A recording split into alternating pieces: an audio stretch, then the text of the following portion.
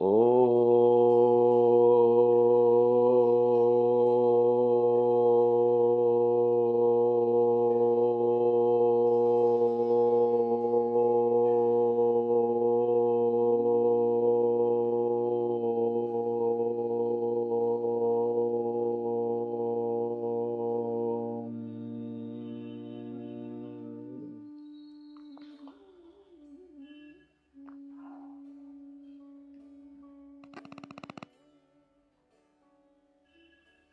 सच्चिदानन्दरूपाय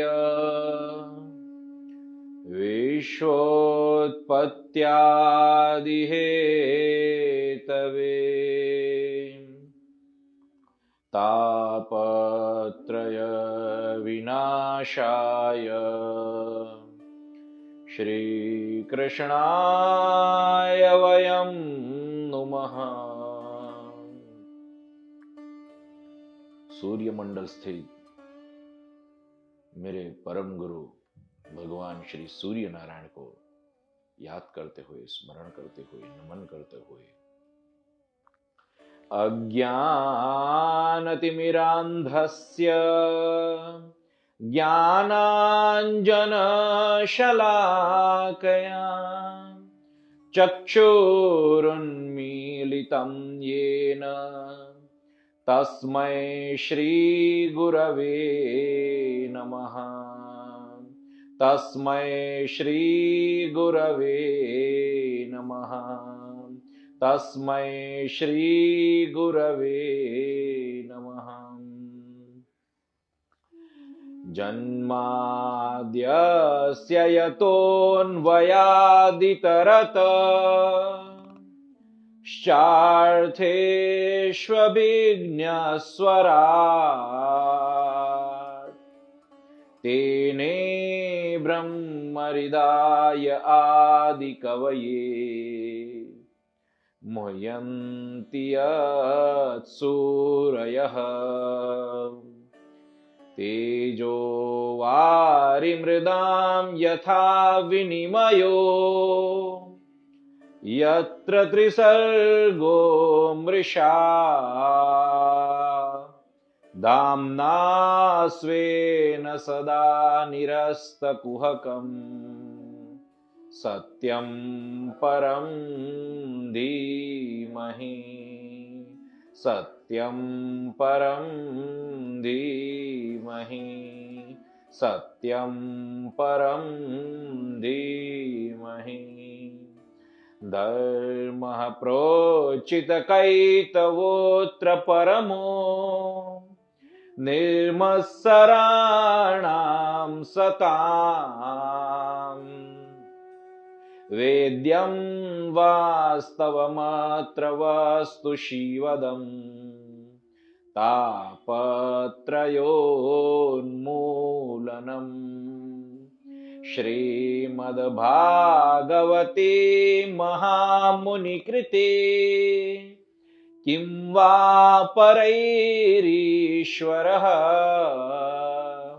सद्यो हृद्यवरुध्यतेऽत्र कृतिभिः शुश्रूषुभिः तत्क्षणात् निगमकल्पतरोर्गलितं फलम् शुकमुखादमृतद्रवसंयुतम् पिबत भागवतं रसमालयम् मुहुरहो रसिका भुवि भावुकाः मुहुरहो रसिका भुवि भावुकाः मुहुरहो रसिका भुवि भावुकाः।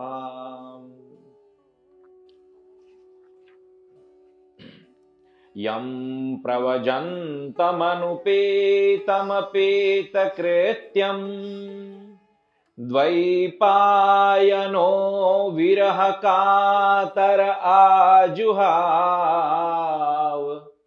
पुत्रेति तन्मयतया तरवोऽभिनेदु तं सर्वभूतहृदयं मुनिमानतोऽस्मि तं सर्वभूतहृदयं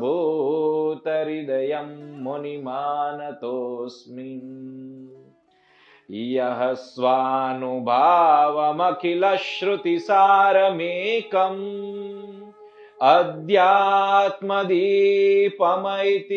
तितीर्षतां तमोऽन्धम् संसारिणां करुणयाः पुराणगृह्यम् तं व्याससूनुमुपयामि गुरुं मुनीनाम् तं व्याससूनुमुपयामि गुरुं मुनीनाम् तं व्याससूनुमुपयामि गुरुं मुनीनाम्। बोलो कृष्ण कन्हैया लाल की जय। श्री गोवर्धननाथ की जय। गिरिराज धरण की जय। श्री वृंदावन बिहारी लाल की जय। ओम नमः पार्वती पतये हर हर महादेव हर।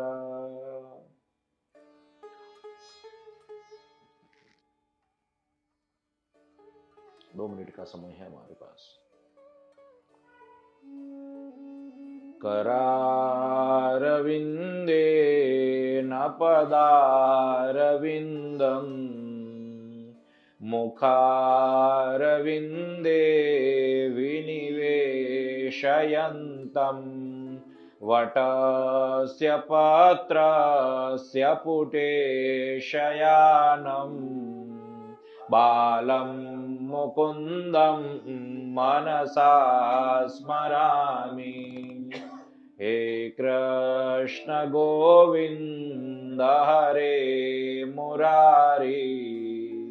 हे नाथ नारायण वासुदेव। जिह्वे पिबा स्वामृतमेतदेव।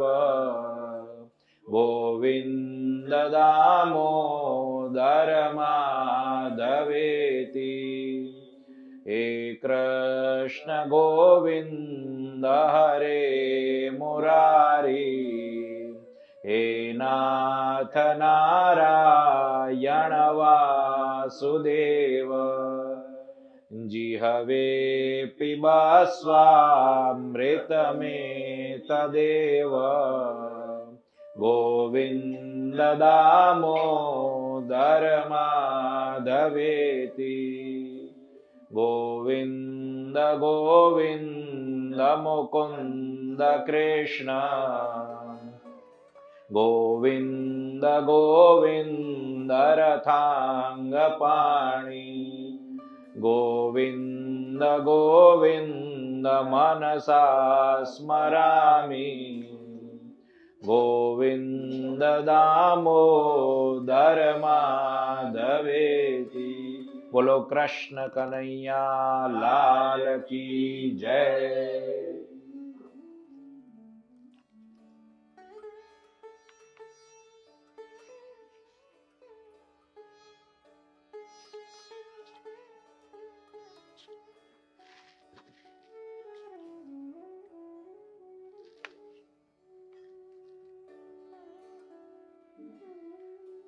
कल हमने नागदमन लीला उसके विषय में श्रवण किया।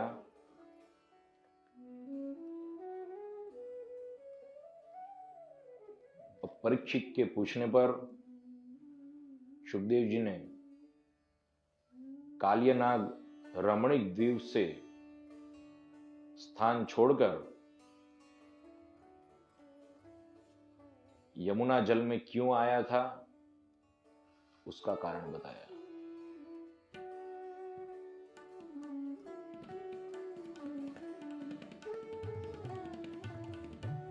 गरुड़ जी, उनकी माता विंता और सर्पों की माता कद्रु, ये दोनों के बीच वैर था। श्रीमद् भागवत में वर्णन आता है, जीवो जीवस्य जीवनम, एक जीव दूसरे जीव का आहार है, एक जीव दूसरे जीव का जीवन है। तो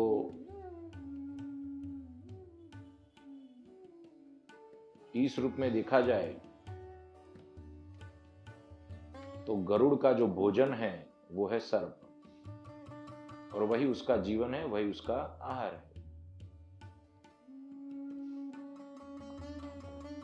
तो पहले गरुड़ जी रोज रोज आके सर्पों को ले जाते आहार के रूप में, इसलिए सर्पों ने इकट्ठे होकर विनंती की कि हर महीने हम आपका भोजन, आपका आहार हमारे परिवार में से दे देंगे। और उस रीति के अनुसार हर महीने एक सर्प उनको दिया जाता था। अब हुआ क्या, ये जो कालियानाथ था उसने क्या किया, जब उसकी बारी आई तो उसे अपने आप को समर्पित करने के सिवा उसने क्या किया, समर्पित तो एक तरफ रहा, उसने जो आहार हर महीने गरुड़ जी को जाता था उनका भी वो भक्षण करने लगा। जब गरुड़ जी को ये ज्ञात हुआ तब दोनों के बीच युद्ध हुआ। कालियानाग सहन नहीं कर पाया, अपने जीवन को बचाने के लिए वो यमुना जल में चला गया परिवार सहित, क्योंकि उसको अकेले को ही ज्ञात था कि यमुना जल मेरे लिए सुरक्षित है, यहां पे गरुड़ जी नहीं आ सकते। वो इसलिए नहीं आ सकते थे कि गरुड़ जी को एक श्राप था। सौभरी ऋषि जो थे वो वहां पे तपस्या कर रहे थे, और एक दिन गरुड़ जी भोजन की शोध में, आहार की शोध में वहां पे आए, और वहां पे उन्होंने एक मत्स्य राज को निगल लिया। जबकि वो निगले उससे पहले सौभरी ऋषि ने बहुत मना किया था, कहा था ये मेरी तपस्या की भूमि है, ये मत्स्य मेरे शरण में आए हुए हैं, लेकिन फिर भी उनका न मानकर मत्स्य राज को निगल लिया, और इससे जो अन्य मछलियां थी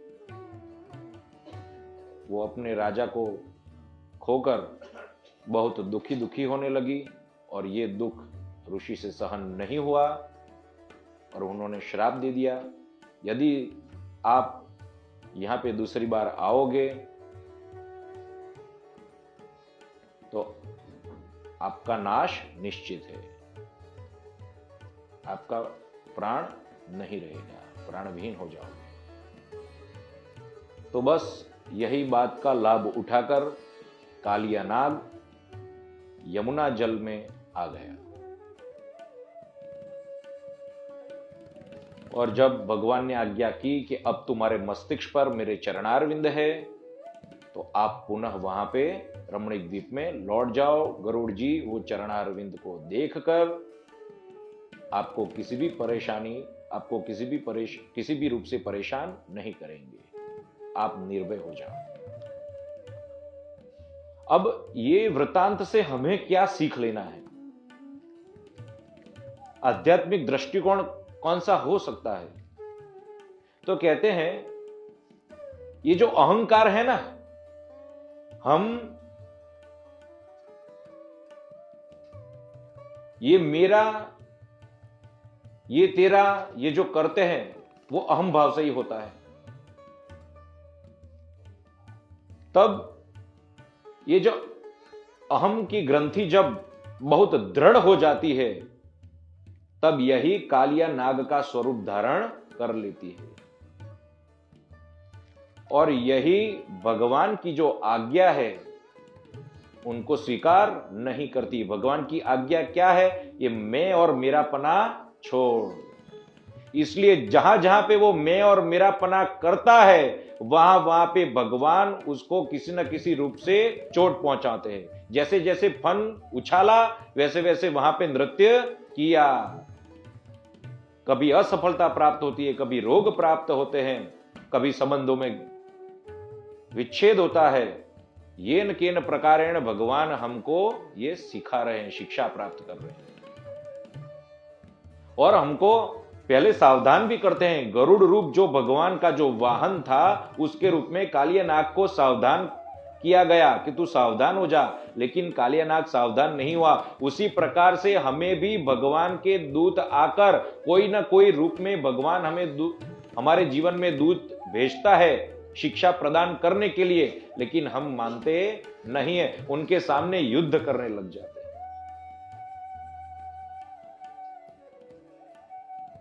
और फिर क्या गति होती है? फिर भागना पड़ता है, छुप छुप कर रहना पड़ता है।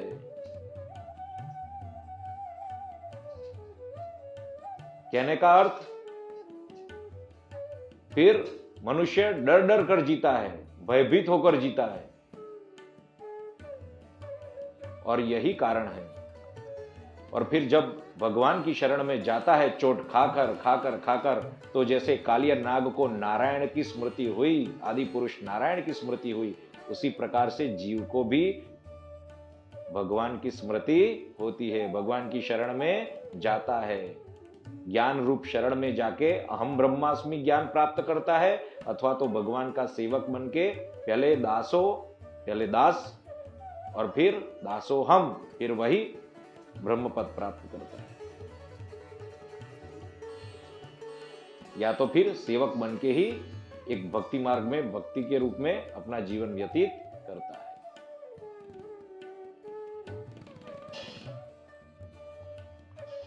तो ये आध्यात्मिक दृष्टिकोण था, और ये शिक्षा हमें यही प्राप्त करनी चाहिए। वैसे तो भगवान का ये मंगलमय चरित्र बहुत आनंद प्रदान करने वाला है निश्चित रूप से, लेकिन हमें ये शिक्षा भी प्राप्त करनी चाहिए। आगे देखते हैं। तो अभी संध्या काल हो गया था, रात हो गई थी, इसलिए सभी व्रजवासी वही यमुना तट पर ही रुक गए। लेकिन रात को क्या हुआ? मुजाग्नि, आग लगी, वन में आग लगी, और वो जो दावाग्नि लगी,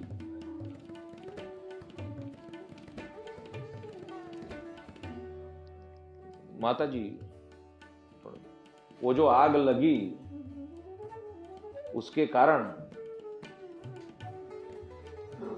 नंद एवं ब्रजवासी भगवान की शरण में गए और कहा, कृष्ण कृष्ण महाभाग, हे रामामित विक्रम, एष घोर तमो वहनी, स्थावकान् ग्रसते हिनः। हे कृष्ण, हे कृष्ण, हे महाभाग्यवान, हे महापराक्रमी बलराम जी, ये अत्यंत भयंकर अग्नि हमें भस्मीभूत कर देगी, अपना ग्रास बना लेगी, हमारी रक्षा करो। सुदुस्तरान्नः स्वान् पाहि, कालाग्ने सुहृदः प्रभो, न शक्नोमस्त्वच्चरणं संत्यक्तुम् अकुतो भयम्। हे प्रभु,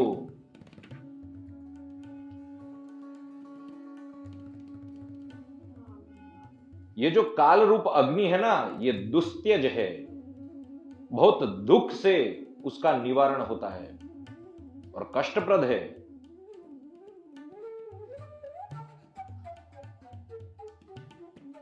हम आपके स्वजन हैं, आपके निजजन हैं, और केवल पूरे विश्व में एकमात्र ऐसी जगह है जहां पे किसी भी प्रकार का भय नहीं है, और वो है आपके चरणारविंद, आपके चरण कमल। आपके चरण कमल का जो हम आश्रय करते हैं वही एकमात्र स्थान है जहां किसी भी प्रकार की अग्नि सताती नहीं है। अन्यथा तो ये संसार रूपी अग्नि हमें प्रज्वलित करती ही रहेगी, और वहां पे तो आग लगी है साक्षात, और भगवान ने दावाग्नि का पान किया है, मुंजाग्नि का पान किया।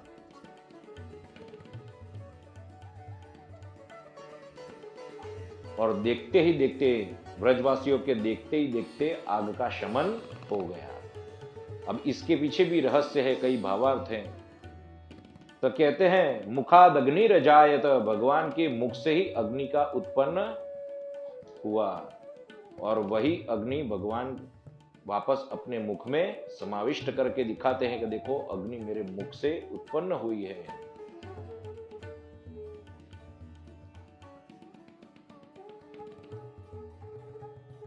कहते हैं कि यही अग्नि ने जब रामावतार में सीता जी की रक्षा की थी,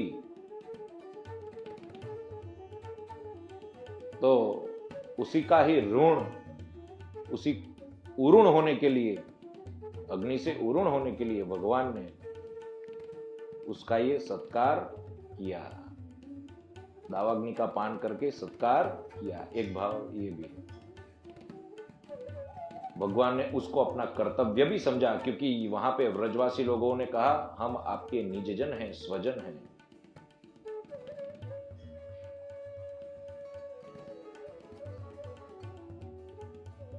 और जैसे मैंने पहले बताया, कार्य कारण का संबंध, अग्नि को कार्य समझो, कारण भगवान है, कार्य में लय हो गया। और कहते हैं कि उसी मुख से ही ब्राह्मण की भी उत्पत्ति होती है, तो ये भव अग्नि को दूर करने के लिए ब्राह्मण समर्थवान कहा गया है। ब्राह्मण की शरण में जाते हैं तो ब्राह्मण भव सागर दूर करता है, सत्संग कराकर, भगवान के सानिध्य में लेकर, ज्ञान देकर। अब ये जो दावाग्नि का पान किया था वो रात को किया था। अभी एक बार और आगे आता है कि दिन में भी ऐसी दावाग्नि हुई और नंद बाबा आदि शरण में गए थे, तो तब भी भगवान ने दावाग्नि का पान किया। तो ये क्या सूचित करता है? भगवान अहर्निश रात्रि और दिन में सभी प्रकार से हमारी सुरक्षा करते हैं, क्योंकि जो उनके चरणारविंद का जिन्होंने आश्रय लिया है उनकी।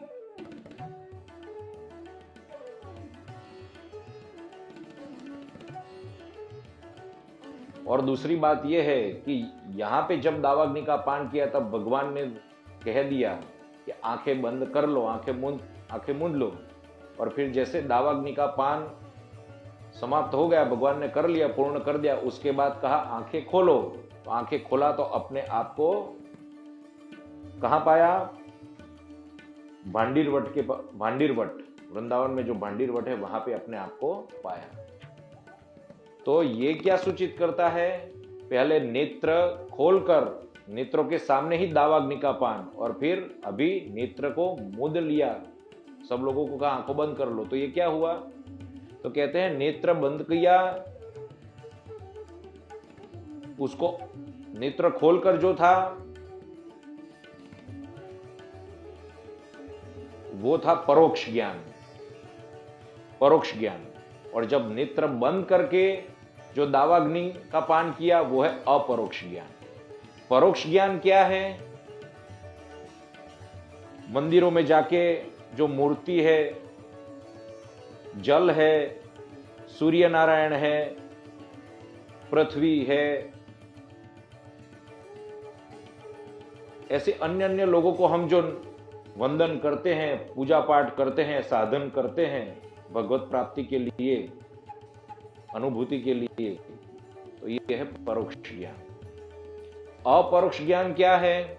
सभी में अंतर, सभी मनुष्य प्राणी मात्र में, चराचर जगत में एक परमात्मा, एक भगवान को ही देखना, एक ब्रह्म को ही देखना, वही है अपरोक्ष ज्ञान। परोक्ष को ज्ञान में माना जाता है, अपरोक्ष को विज्ञान में माना जाता है। ज्ञानी लोग इस तरह से देखते हैं कि सनातन अव्यक्त से, अव्यक्त से महतत्व, और महतत्व से आदि की उत्पत्ति हुई, और इस प्रकार से ज्ञानी लोग देखते हैं कि अंत में महतत्व में लय होता है और महतत्व ब्रह्म में लय होता है। लेकिन जब विज्ञान हो जाता है मनुष्य को, तब ऐसा नहीं सोचता, तब किसी भी प्रकार का द्वैत नहीं रहता, और केवल सर्वम खल्विदम ब्रह्म, एकमात्र ब्रह्म है। सभी प्रकार का भेद जहां पे नहीं रहता, भेद को ही साधन बनाकर अभेद की प्राप्ति करना, ये हिंदू वैदिक सनातन धर्म में ज्ञान योग का एक श्रेष्ठ साधन।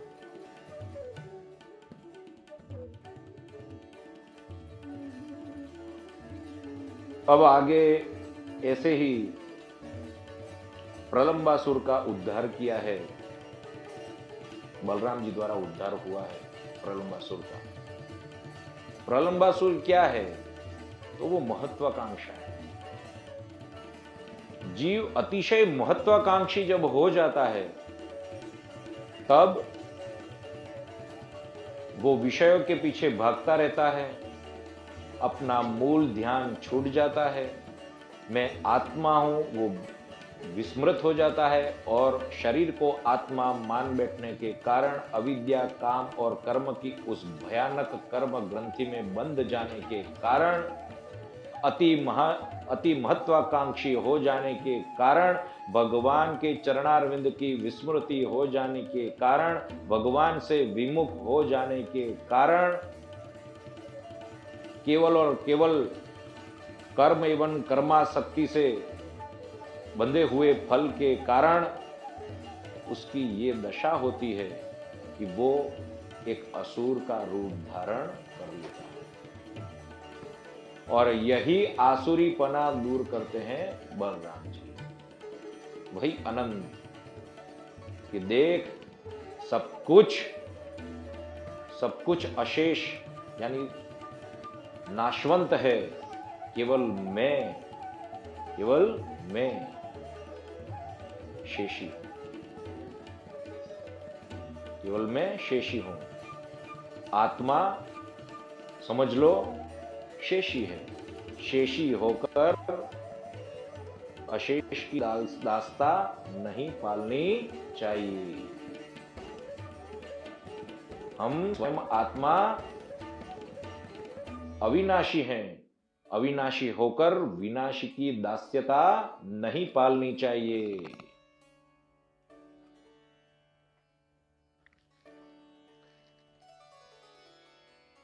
तो प्रलंबासुर के उद्धार के पश्चात अब अत्यंत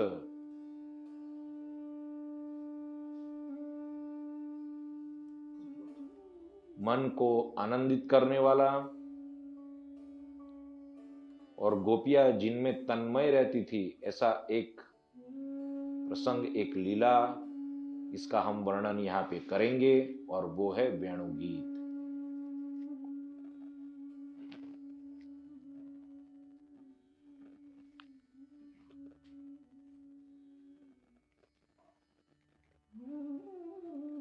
भगवान बलराम जी के साथ अन्य गोप बालकों के साथ जब वन में जाते हैं और वंशीनाद करते हैं, तब ये वंशीनाद जब करते हैं ना, तो ये वंशी की ध्वनि जो गोपियों के कान में जाती है, जैसे ही गोपियों के कर्ण में वंशीनाद का प्रवेश हुआ, वो वंशी इस वंशी के नाद के, इस वेणु के नाद के प्रभाव का वर्णन करना चाहती है आपस में, लेकिन होता क्या है, वर्णन करने जैसी जाति है वैसे ही वंशीनाथ का प्रभाव उनके मन मस्तिष्क पर इस तरह से छा जाता है कि वो भगवान के जो इशारे, जो संकेत थे, बाहों के इशारे, मधुर चितवन, कटाक्ष, मधुर हास्य, प्रेममयी दृष्टि, जो उनसे वाणी व्यवहार किया, वो सब यादों में, उनके स्मरण में खो जाती है और फिर वंशी के प्रभाव का वर्णन नहीं कर पाती। वो इतनी तन्मय हो जाती है कि उनका मन जहां श्री कृष्ण वेणुनाद करते हैं वहीं पे ही पहुंच जाता है। और उस समय स्थिति ये होती है,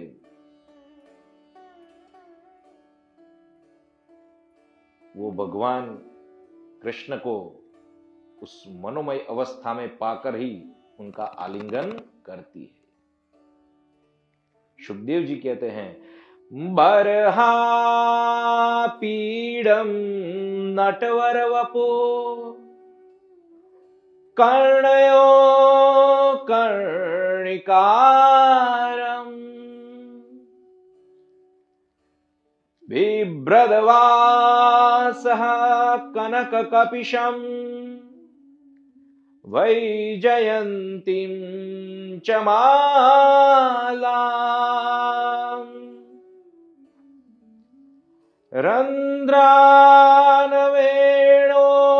रन्ध्रानवेणोरधरसुधया पूरयन् गोपवृन्दैः वृन्दारण्यम् स्वपदरमणम् प्राविशद्गीतकीर्तिः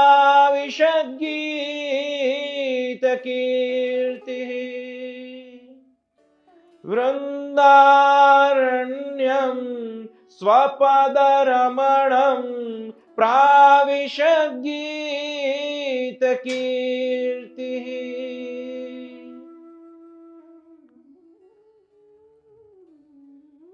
कई लोग इसे श्रीमद् भागवत का सबसे श्रेष्ठ श्लोक मानते हैं। बरहापीडम,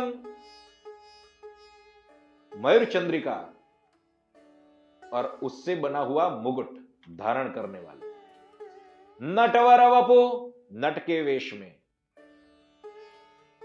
कर्णयो कर्णिकारम, पीले कनेर के पुष्प धारण किए हुए है, कर्णफूल के रूप में, कुंडल के रूप में, बिभ्रदवासः कनक कपिशम, विद्युत जैसा सुनहरा तेजोमय पीतांबर जिसने धारण किया है, वैजयंतीम च मालाम, 5 विशिष्ट प्रकार के जो पुष्प होते हैं उससे तैयार हुई वैजयंती माला, रंध्रान वेणो रदर सुधया, ये जो वेणु है उससे अपने अधरों पर ले जाकर विविध स्वर से पूरते हुए, वेणु के छिंद्रों को विविध स्वर से पूरते हुए, पूरयन गोप वृंदैहि, गोप वृंद के साथ,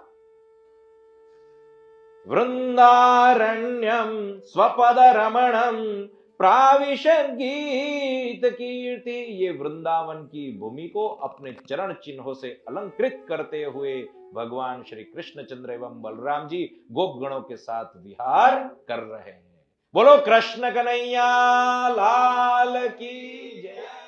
अब ये जो दृश्य है वो अनुपम दृश्य, अभूतपूर्व दृश्य। किसका आवाज आ रहा है?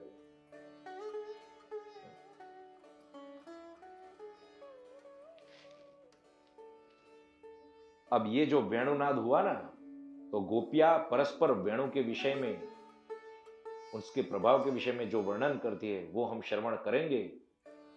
कुल 13 श्लोक है, जितना हो सके इतना हम लेंगे। आज मुझे घड़ी नहीं दिख रही है, घड़ी है क्या किसी के पास? घड़ी इधर रख दो ना। नहीं नहीं, इधर रख दो मुझे देखने के लिए।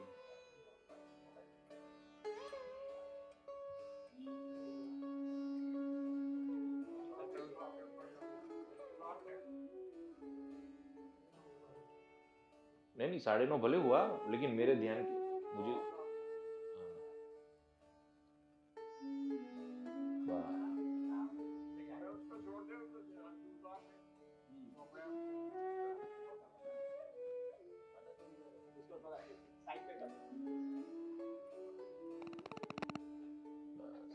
हाजिर रख दो। चलो कोई रख दो, इधर रख दो, दिखे ऐसी रखो ऐसा।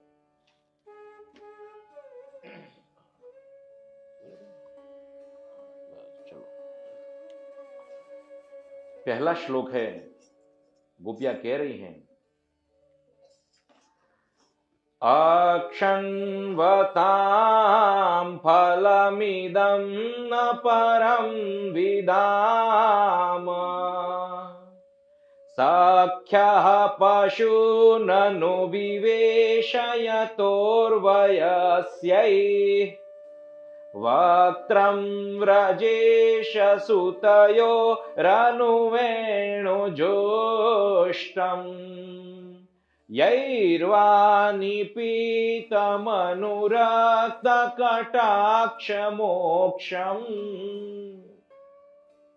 गोपियां कह रही है कि नेत्रों को धारण करने वाले उस नेत्रों का फल एवं नेत्रों को धारण करने वाले उस मनुष्य का उत्कृष्ट फल वही है जब भगवान वेणुनाद कर रहे हो और वेणुनाद करते करते अपने मधुर चित्तवन से अनुराग निपीतम अनुरक्त कटाक्ष मोक्षम, अनुराग पूर्ण उनके ये जो कटाक्ष हैं, नेत्र कटाक्ष हैं, मधुर चित्तवन है, तिरछी चित्तवन से जब वो गोपियों को देखते हैं, जब कोई मनुष्य को वो देखते हैं और भगवान के जो वो ये मधुर हास्य के साथ मधुर चित्तवन वेणु बजाते हुए गोप वृंद के साथ जब एक वन में से दूसरे वन में गाय को ले जाते हैं या तो फिर पुनः संध्या काल के समय लौटते हैं, और उस समय ये जो भगवान के अनुराग पूर्ण जी ये कटाक्ष वाला ये भगवान के मुखार विंद का जिस नेत्रों ने ये जो दर्शन किया और ये जो नेत्र धारण करने वाले मनुष्य का ये जो जीवन है, वही ये जीवन का उत्कृष्ट फल है। इससे उत्कृष्ट और कोई फल नहीं है। ये नेत्रों का होना सफल हो गया जब उसने भगवान के ये मधुर दर्शन किए, अद्भुत दर्शन किए। उसका जीवन सफल हो गया जब उसने ये दर्शन किए।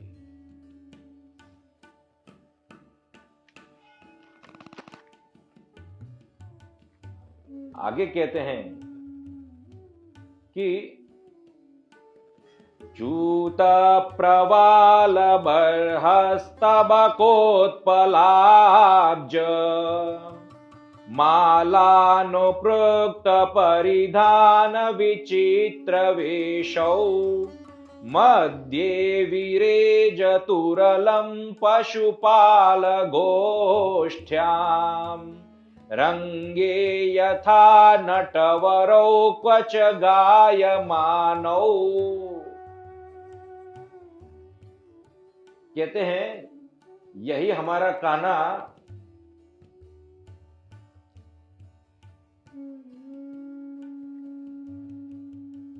ये बलराम जी जब कृष्ण और बलराम जी जब आम की नई नई कौपले होती है, मोर के पंख होते हैं, कुमुद के पुष्प होते हैं, रंग बिरंगी कमल होते हैं, फूलों के गुच्छे होते हैं, इनसे जब अपना श्रृंगार करते हैं ना, और तब जब ग्वालों के बीच, उनके मंडल के बीच जब ये नट जैसी चित्र विचित्र भूषा धारण करके जब जैसे रंगमंच पर अभिनय कर रहे हो, ऐसी भूषा धारण करके जब वो वहां पे बैठते हैं, और तब वो जो दृश्य होता है और फिर जो वेणुनाद करते हैं, वो अति अद्भुत है। उसकी इतनी अनेरी शोभा है कि जिसका वर्णन भी शक्य नहीं है, संभव नहीं है। श्याम सुंदर ने पीतांबर धारण किया है और गौर सुंदर बलराम ने नीलांबर धारण किया है, और तब ये अनुपम शोभा सोने पे सुहागा होती है। आगे कहते हैं, गोप्य किमाचरदयं कुशलं स्म वेणु दामोदराधर सुधामपि गोपिकानां भुङ्क्ते स्वयं यदवशिष्टरसं हृदिन्यो ऋष्यत्वचोश्रुमुमुचोस्तरवो यथार्याः। इतना अद्भुत वर्णन किया है ना ये श्लोक में। गोपियों को ईर्ष्या हो रही है, किससे? वेणु से। कह रही है इस वेणु ने पूर्व जन्म में कौन सी तपस्या की, कौन सी तपस्या की, कौन सा साधन किया कि आज उन्हें भगवान श्री कृष्णचंद्र अपने अधर पर ले जाकर उनके अधर का मधुर स्पर्श, न केवल स्पर्श लेकिन अधरामृत भी अब उनके छिंद्रों में भर रहे। ये वो अधरामृत है जिनके अधिकारी हम हैं। हमने पूर्व जन्म में अनेक जन्मों में तपस्या करके उनसे वर मांगा था रामावतार में कि हमें आपका अधरामृत चाहिए, और ये अधरामृत तो ये वंशी ले रही है। हमें ये अधरामृत प्राप्त होगा कि नहीं, ये भी अब तो संदेह हो गया है, क्योंकि भगवान तो इसमें ही तन्मय हो रहे हैं।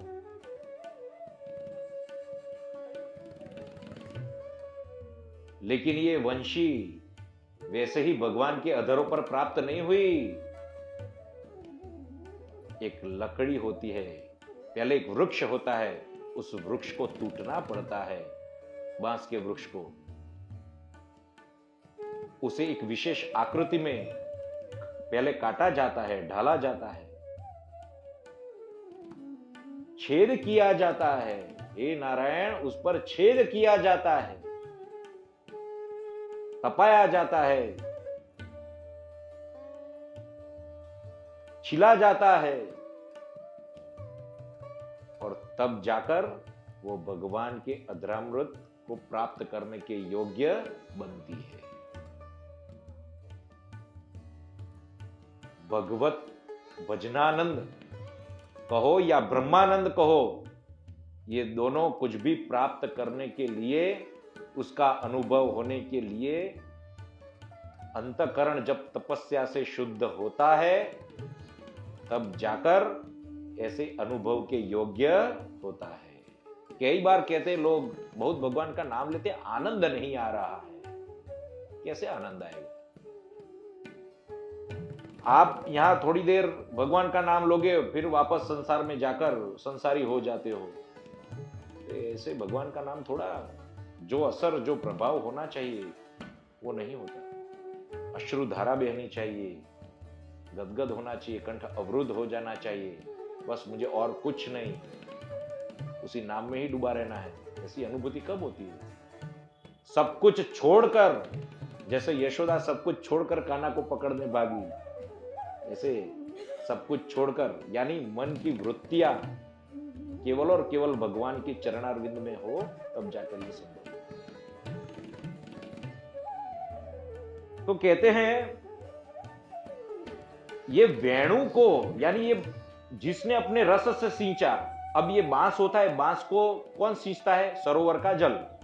तो वो सरोवर भी आज ये वेणु नाद से रोमांच अनुभव करता है। और गोपियों को वो कैसे ज्ञात होता है? तो कहते हैं उनमें जो खिले हुए जो कमल है ना, वही ये रोमांच का स्वरूप है। उसी से ही उनको ज्ञात हुआ कि देखो ये सरोवर को भी रोमांच हुआ कि कमल के पुष्प खिल गए।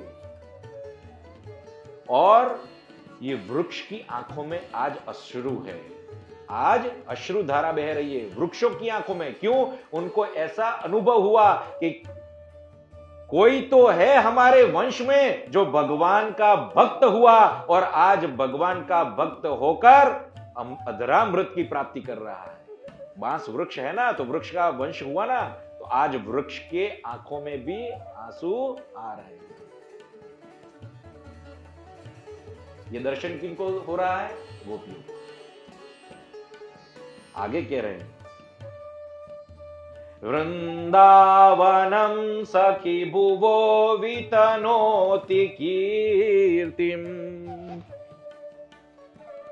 यद्देवकी सुत पदाम्बुजलब्धलक्ष्मी गोविंद वेणुमनुमत्तमयूर नृत्यम् प्रेक्षादृशान्वपरतान्य समस्त सत्वम्। अरे सखी, ये वृंदावन की कीर्ति आज वैकुंठ लोक तक पहुंच गई। क्यों? क्योंकि भगवान ने अपने चरण चिन्हों से उसे आज अलंकृत किया। भगवान के चरण चिन्हों से अलंकृत हो रही है ये भूमि।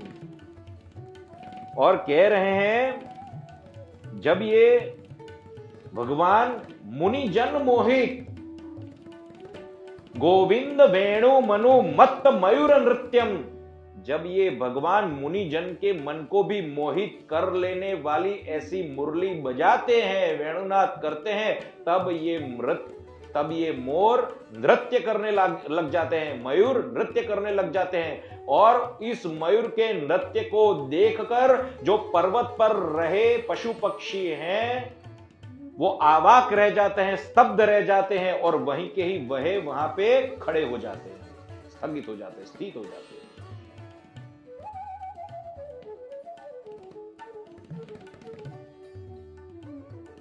आगे कहते हैं, धन्यास्म मूढ़मतयोऽपि हरिण्य एता यानन्दनन्दनमुपात्त विचित्रवेशम् आकर्ण्य वेणुरणितं सह कृष्ण सारा पूजां दधुर्विरचितां प्रणयावलोकैः। धन्यास्म मूढ़ मतयोपि हरिण्य एता, ये मूढ़ बुद्धि वाली मूढ़ मति वाली हरिणिया भी धन्य है, क्योंकि वो अपने पति कृष्णसार मृग जो रहता है, दुर्लभ होता है, दुर्लभ प्रजातियों में से आज लुप्त प्राय है, वो कृष्णसार मृग वो हरनिया अपने कृष्णसार मृग ऐसे पतियों के साथ वंशीनाद सुनकर भगवान कृष्ण जहां पे वेणुनाद करते हैं वहां पे आ जाती है। और वहां पे क्या करती है? भगवान का ये विचित्र वेश धारण करके ये जो वंशीनाद किया हुआ वेणुनाद करते हुए ये जो उनकी जो भूषा है उनको देखकर, वेणुनाद को श्रवण कर, आकर्ण्य वेणुरहितं सह कृष्ण सारा पूजां दधुर्विरचितां प्रणयावलोकैः, अपने नयनों को भगवान श्री कृष्ण चंद्र की ध्यान में लगा देते हैं, भगवान श्री कृष्ण चंद्र के दर्शन में ही लगा देते हैं। अपने कोई गोपी कहती है, अरे केवल वो दर्शन नहीं कर रहा है, अपने कमल नयन रूप जो नेत्र है उस नेत्र को भगवान श्री कृष्ण चंद्र के चरणारविंद पर, चरण कमल पर न्योछावर कर देती है। और न्योछावर करने का अर्थ यह है कि भगवान के समस्त रूप को अपने हृदय में धारण करती है और उससे आलिंगन करती है। अरे हरनिया, आप कितनी धन्य है, हम तो ये भी नहीं कर सकती, क्योंकि हम जब ये करने जाते हैं तब हमारे पति हमें रोक लेते हैं। आप तो अपने पतियों के साथ आई हो ये दर्शन का आनंद लेने के लिए, हम तो ये भी नहीं कर सकते। कितनी धन्य हो आप। आगे कहते हैं, कृष्णं निरीक्ष्य वनितो समरूपशीलम् श्रुत्वा च तात्क्वणितवेणुविचित्रगीतम् देव्यो विमानगतया स्मरन् देव्यो विमानगतया स्मरनुन्नसारा भ्रश्यत्यप्रसूनकबरा मुमुहुर्विनिव्य भ्रश्यत्यप्रसूनकबरा मुमुहुर्विनिव्य। कहते हैं ये बात तो हुई यहां पृथ्वीवासियों की, पशु पक्षी, लेकिन ये जो देवांगनाएं है ना, देवियां, स्वर्ग की देवियां, देवांगनाएं, वो जब वंशीनाद वेणुनाद श्रवण करती है और तब उनके हृदय में जब प्रेम उमड़ आता है, विरह कांक्षा होती है, उनके मिलने के लिए वो जब तत्पर होते हैं और फिर जो प्रभाव होता है उन पर, वो क्या होता है, तो विमानों में जब आते हैं दर्शन करने के लिए तब वहीं अपनी सुध बुध खो बैठती हैं।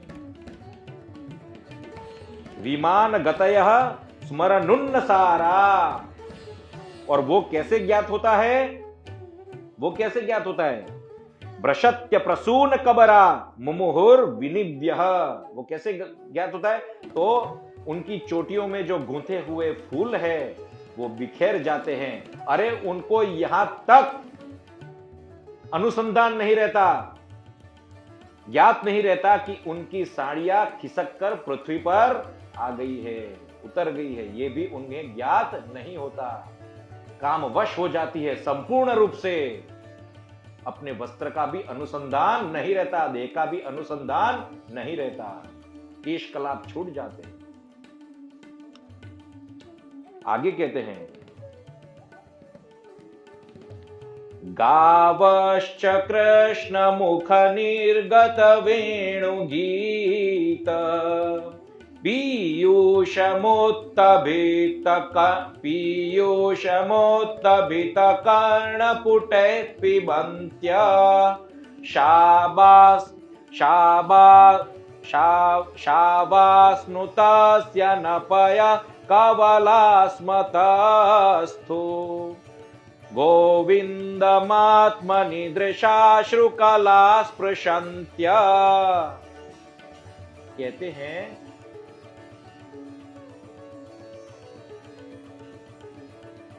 ये जो गाय होती है ना, गाइया, वो तो गैयाओं के साथ जाते हैं, बछड़ों के साथ जाते हैं। तब ये जो वेणुवादन करते हैं, तब जैसे ही उनके कान में मुरली के शब्द पड़ते हैं, वो अपने कर्णरंध्रों को, अपने कान को सावधान कर देती है, सावधान करके खड़े कर देती है, और जैसे अमृत पान कर रही हो उसी प्रकार भगवान के स्वरूप का, उस वेणुवादन करते हुए स्वरूप का वो पान करती है और हृदय में वो स्वरूप को धारण करती है और उस स्वरूप को आलिंगन करते हुए उनके नेत्रों से अश्रुधारा बहती है।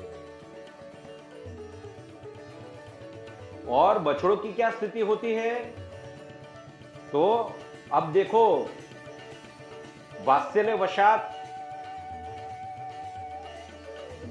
गायों के थनों से दूध तो झरता ही रहता है, लेकिन ये जो बछड़े हैं ना, वो तो अपनी मां के आंचल अपने मुख में लिए हुए हैं, थन अपने मुख में लिए हुए हैं।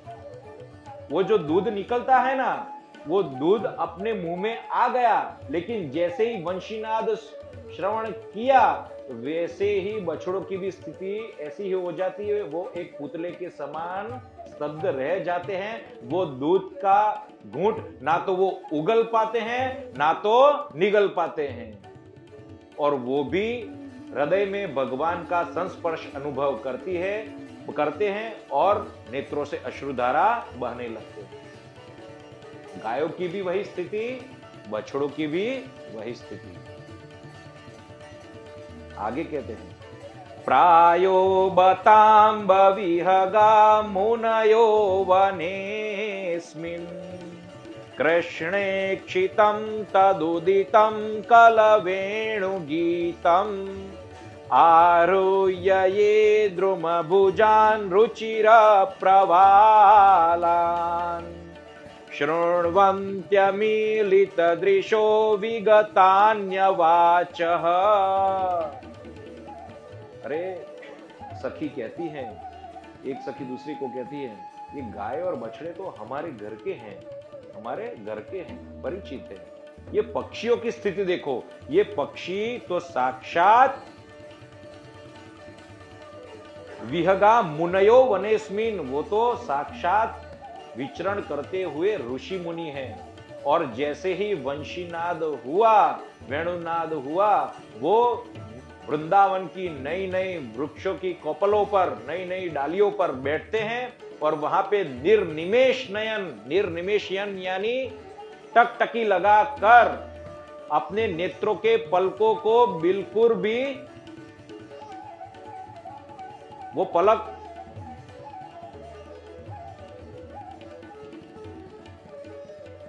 अपलकित दशा में ऐसे ही निर्निमेष दृश्य भगवान के स्वरूप का दर्शन करती ही रहती हैं, करती ही रहती हैं।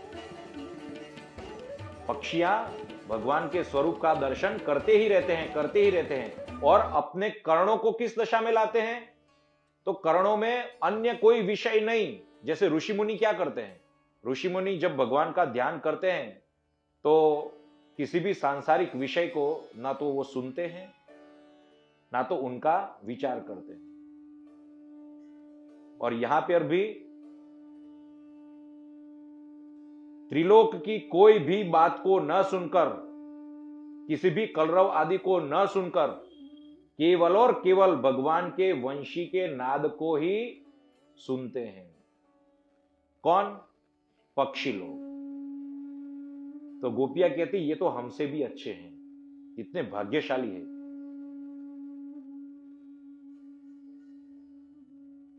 आगे कहते हैं, नद्यस्तदा तदुपधार्य मुकुंद गीत मावर्तलक्षित मनोभव भग्न वेगा आलिंगनस्थगितमूर्भिभुजैर्मुरारे गृह्णन्ति पादयुगलं कमलोपहाराः। अब यहां कहती है, ये तो देवता, हमने जो देवांगनाओं के बारे में बात किया, पक्षियों के बारे में बात किया, गौओं के बारे में बात किया, ये सब तो चेतन है।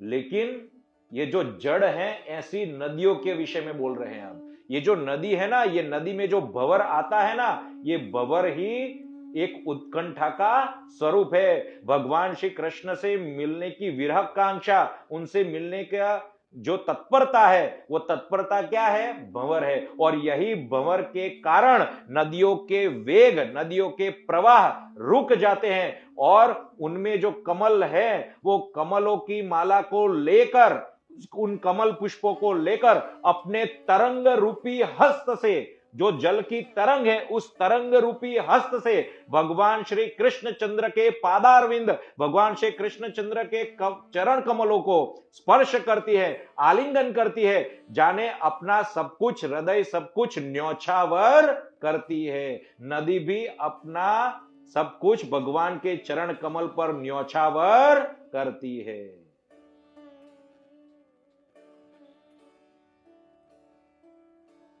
नदियों की भी यही स्थिति है। अरे रे, तो हम अभागी है, ये जड़ है। नदियां, उनको ये लाभ प्राप्त हो रहा है, हमको ये लाभ प्राप्त नहीं हो रहा। आगे कहते हैं, दृष्ट्वा तपे व्रज पशून् सह राम गोपै संचारयन्तमनुवेणुमुदीरयन्तम् प्रेम प्रवृद्ध उदित कुसुमावलीभिः सख्योर्व्यधात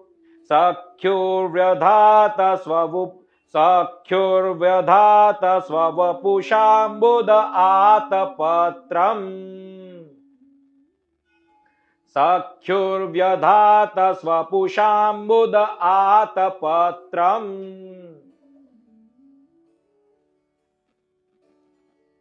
तो कह रहे हैं ये सब जो भी हमने वर्णन किया वो तो पृथ्वी पर का वर्णन किया। पृथ्वी पर हुआ ना, ये सब गौए हैं, पक्षी हैं, नदियां हैं, मोर है, ये सब तो पृथ्वी पर का वर्णन किया। लेकिन जो आकाश में जो ये बादल है, उन बादलों की क्या स्थिति होती है? तो कहते हैं जब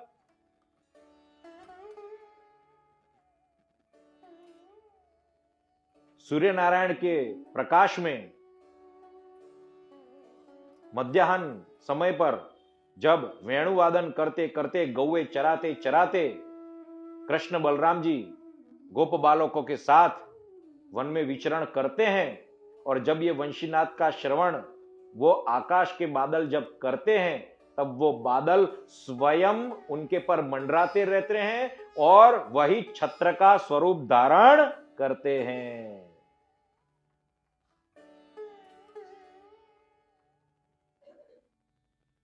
प्रेम प्रवृद्ध उदित कुसुमावली भी, और वो छत्र रूप धारण करके उनके लीला उपयोगी वातावरण तो बनाते ही हैं, साथ ही साथ छोटी छोटी बूंदों में वर्षा भी करते हैं।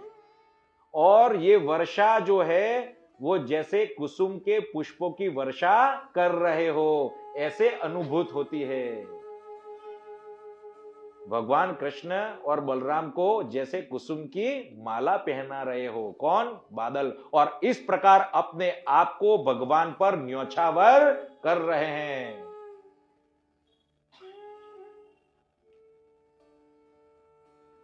अपना जीवन ही न्योछावर कर रहे हैं, क्योंकि बादल पिघलते हैं तब तो वर्षा होती है ना, अर्थात अपना जीवन न्योछावर करते। आगे कहते हैं पूर्णा पुलिंद्य उरुगाय पदाब्जराग श्री कुंकुमेन दयितास्तन मंडितेन तद्दर्शन स्मररुजस्तृणरुषितेन लिम्पत्य आनन कुचेषु जुहोस्तदाधिम्।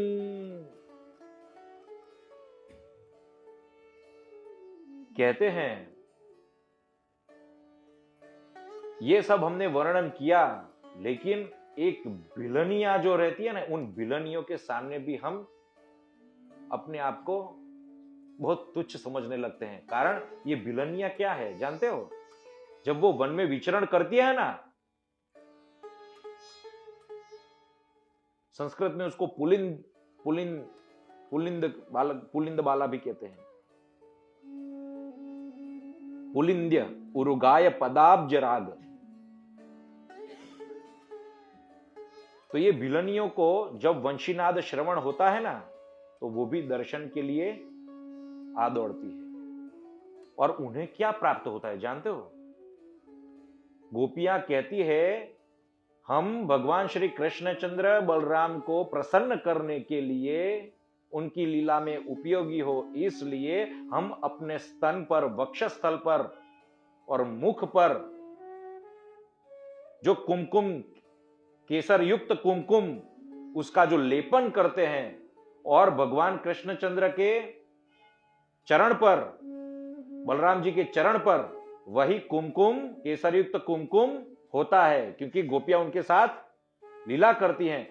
तो ये कुमकुम जो है भगवान जब वनों में विचरण करते हैं तब घास पात पर आ जाता है, घास पात पर लग जाता है। और पुलिंदिया क्या करती है? अपने विरह की व्यथा को शांत करने के लिए वेणु नाद से उत्पन्न हुई हृदय में जो तीव्र मिलने की आकांक्षा है, उत्कंठा है, विरह वेदना है, उसको शांत करने के लिए ये केसर युक्त कुमकुम है, उसको अपने वक्षस्थल पर एवं अपने मुख पर लगाकर उसका ताप को शांत करती है, उसके ताप को शांत करती है। कौन? विलनिया।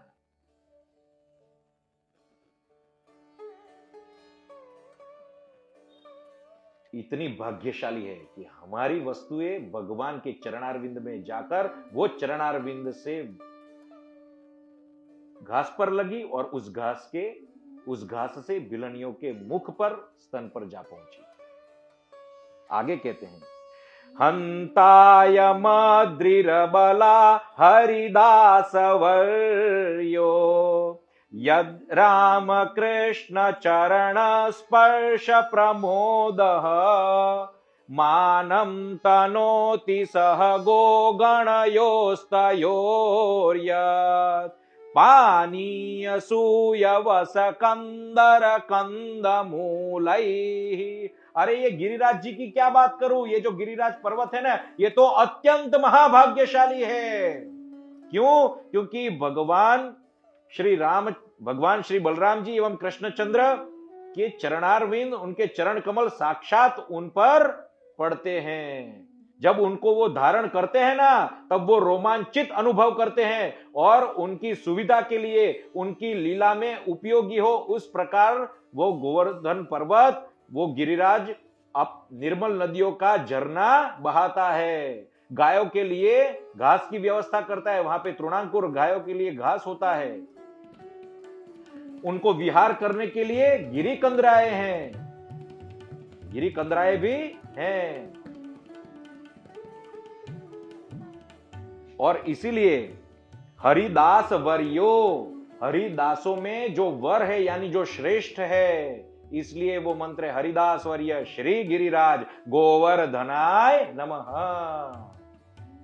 हरिदासों में भी जो श्रेष्ठ है ऐसे गिरिराज, क्योंकि वो कृष्ण बलराम की, गोप बालकों की, गायों की सेवा में तन्मय रहता है, सब प्रकार से उपयोगी है। उसकी एक एक भूमि, एक एक स्थल, एक एक जगह उसके लिए उपयोगी है, लीलान उपयोगी है, और इस प्रकार की वो सेवा में तन्मय रहता है। गागोपकैरनुवनं नयतोरुदार वेणुस्वनैकलपदैस्तनुभृत्युसख्यः आस्पन्दनं गतिमतां पुलकास्तरूणाम् निर्योगपाशकृतलक्षणयोर्विचित्रम। वेणु गीत का अंतिम श्लोक, यहां पे गोपियों के आंख में अश्रुधारा है। कहते हैं गा गोपकैरनुवनं नयतोरुदारः। ये जो नोवना कहते हैं, जब गाय को दोहते हैं ना, तब जब उनके पैरों में बांधने के लिए जो रस्सी रहती है, उस रस्सी को अपने मस्तिष्क पर लपेटकर कृष्ण और बलराम जब गायों को लेकर एक वन से दूसरे वन में जाते हैं, और क्या करते हैं, निर्योग पाश यानी गायों को गले में बांधने वाली जो रस्सी रहती है उसको पाश कहते हैं। उस पाश को अपने खंभे पर डालते हैं और उस रस्सी को अपने मस्तिष्क पर बांधते हैं। तो ये ऐसी अवस्था है, चित्र विचित्र अवस्था। और सहस्त्रों गाय और बछड़े को लेकर एक वन से दूसरे वन के साथ, एक वन से दूसरे वन में ग्वाल बालकों के साथ वेणुनादन करते करते जब वो जाते हैं, तब क्या स्थिति होती है, जो चल है वो अचल हो जाता है। चल यानी ये पशु पक्षी गाय और ये जो नदियां हैं ये रुक जाती है, नदियां रुक जाती हैं। और जैसे हमने देखा गैया रुक जाती है, मृत्य जो पशु पक्षी हैं वो भी रुक जाते हैं, वो अचल स्थिति में हो जाते हैं। और ये जो अचल ऐसे जो वृक्ष हैं वो रोमांचित हो जाते हैं, यानी उनके अंगों से अश्रुधारा बहती है, वृक्षों से अश्रुधारा बहती है, रोमांचित हो जाते हैं। यानी स्थावर को जंगम का धर्म और जंगम को स्थावर का धर्म अनुभूत होता है। वंशी वादन का ये प्रभाव है, भगवान के वेणुनाथ का ये प्रभाव है।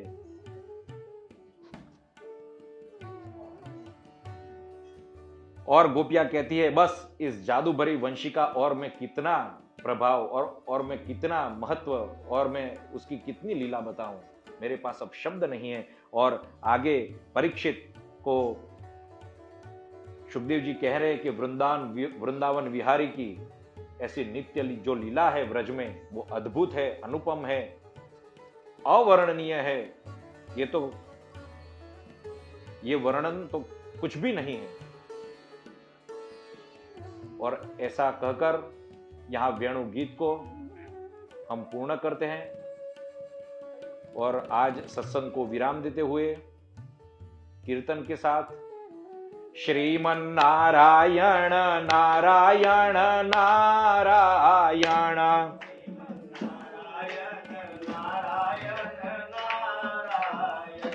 भजमन नारायण नारायण नारायण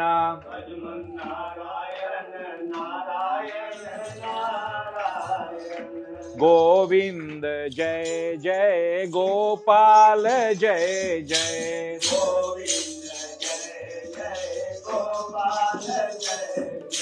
गोविंद जय जय गोपाल जय जय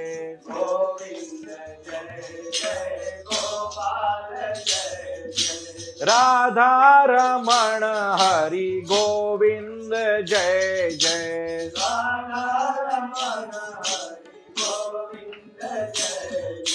राधा रमण हरि गोविंद जय जय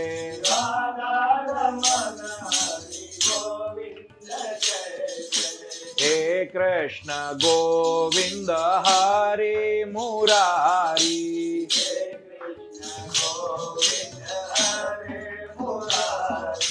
हे नाथ नारायण वासुदेव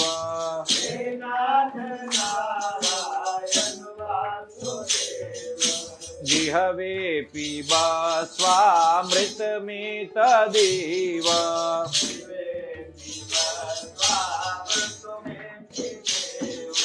गोविंद दामोदर माधवेति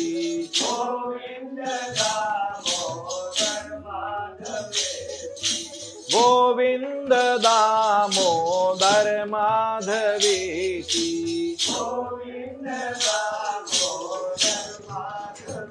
बोलो कृष्ण कन्हैया लाल की जय। आज के आनंद की जय।